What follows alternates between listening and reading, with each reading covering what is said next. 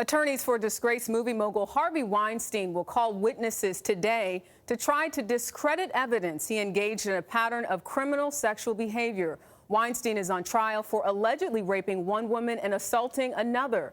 He's always maintained what he did was consensual. Harvey Weinstein ignored cameras as he walked out of court Thursday after his attorneys began their defense, trying to convince the jury he is innocent of rape and sexual assault. It follows more than 2 weeks of testimony by 6 women, all of whom claim Weinstein sexually assaulted them.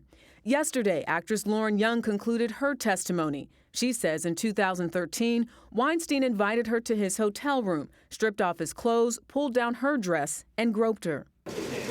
The trial started with Sopranos actress Annabella Sciorra, who claimed Weinstein raped her at her apartment in the early 90s. The defense tried to poke holes in Sciorra's story yesterday.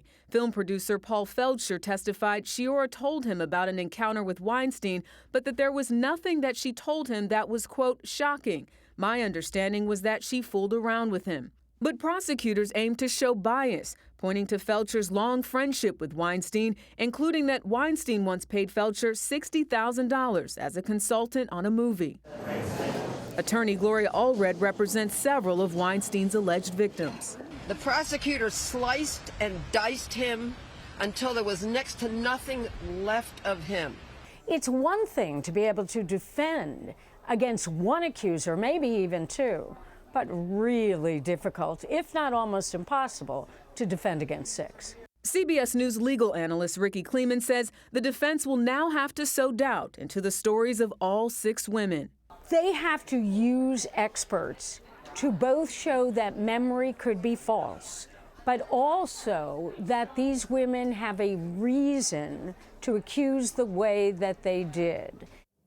The defense plans on calling a memory expert and others over the next few days. If convicted, Weinstein could spend the rest of his life in prison. And remember, not just this case in New York, but he's also facing charges in Los Angeles. So there's a case after this. About a week to go in this trial, Jericka? Yeah, about a week from what we understand. So we'll see what happens.